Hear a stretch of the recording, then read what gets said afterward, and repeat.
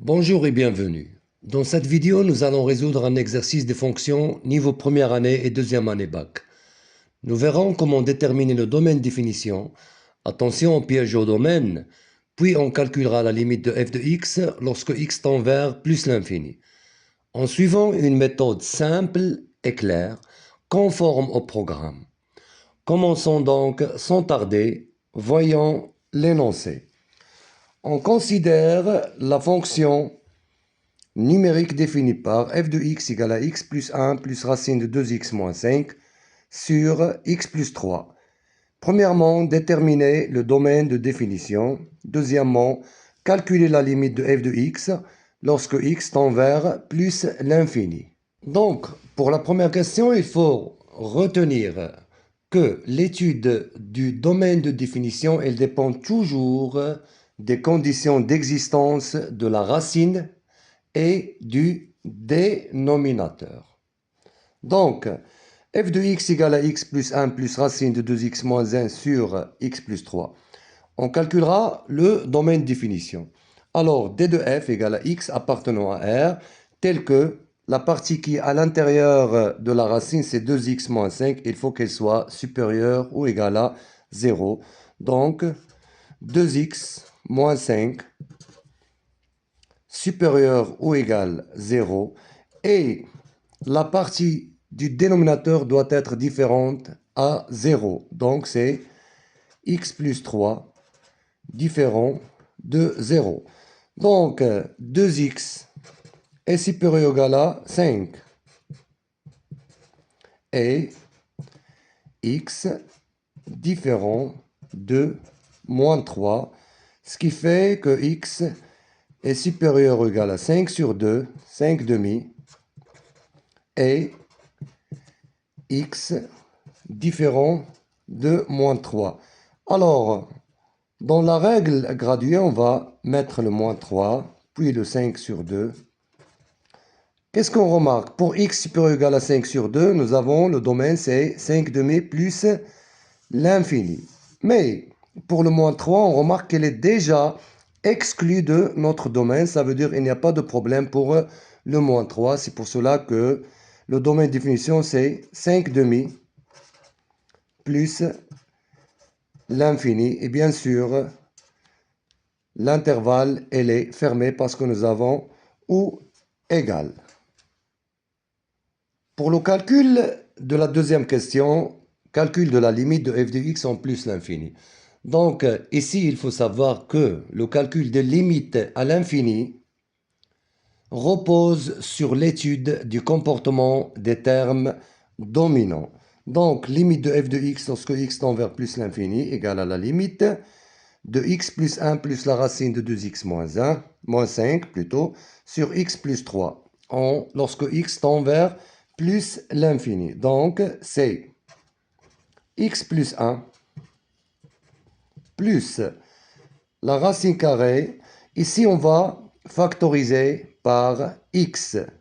Donc, à l'intérieur du radical. Donc, c'est x facteur de 2 moins 5, bien sûr, sur x. Le tout sur x plus 3.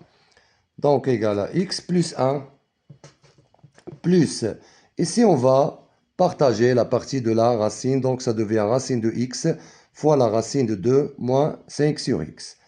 Donc, plus la racine carrée de x facteur de la racine carrée de 2 moins 5 sur x plus 3. Donc, nous avons la limite de x plus 1 plus la racine de x, facteur de racine de 2 moins 5 sur x plus 3, lorsque x tend vers plus l'infini, c'est. Donc, ici, en numérateur, on va factoriser le tout par x. X en facteur, ça devient x, facteur de 1, plus 1 sur x, plus racine de x sur x, fois racine de 2 moins 5 sur x. Bien sûr, le dénominateur aussi, on va factoriser par x. Ça devient x facteur de 1 plus 3 sur x. Alors, pour la racine carrée de x sur x, alors là, on doit éviter ce problème parce que la limite en plus l'infini d'un élément, d'un réel 1 sur x, c'est 0. 5 sur x, c'est 0. 3 sur x, c'est 0. Alors que la racine carrée de x sur x, on doit le décomposer, ça devient. Alors, racine carrée de x sur x égale à quoi? Égale 1 fois la racine de x sur racine de x au carré. Parce que ici, si on élimine le carré avec le radical, ça reste le x. Donc, égale 1 fois racine de x sur racine de x au carré, c'est racine de x fois racine de x. Alors, on simplifie par la racine carrée de x, ça reste 1 sur la racine carrée de x. Donc, ici, ça devient x facteur de 1 plus 1 sur x plus racine de x sur x, c'est 1 sur racine carrée de x, bien sûr, fois la racine carrée de 2 moins 5 sur x.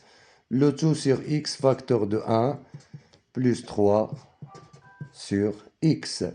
On simplifie ici par x, ça reste 1 plus 1 sur x plus 1 sur racine carrée de x fois la racine carrée de 2 moins 5 sur x, le tout sur 1 plus 3 sur x.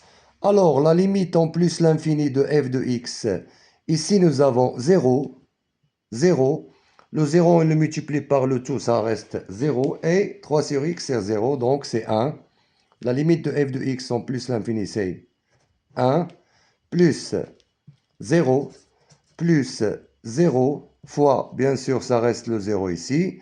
Le tout sur 1 plus 0, donc ça reste 1 sur 1, ce qui est 1, d'où la limite de f de x en plus l'infini égale à 1. Donc, merci d'avoir suivi la vidéo. N'oubliez pas de vous abonner et d'activer la cloche pour les prochaines explications. N'hésitez pas à refaire les calculs de votre côté et bon courage.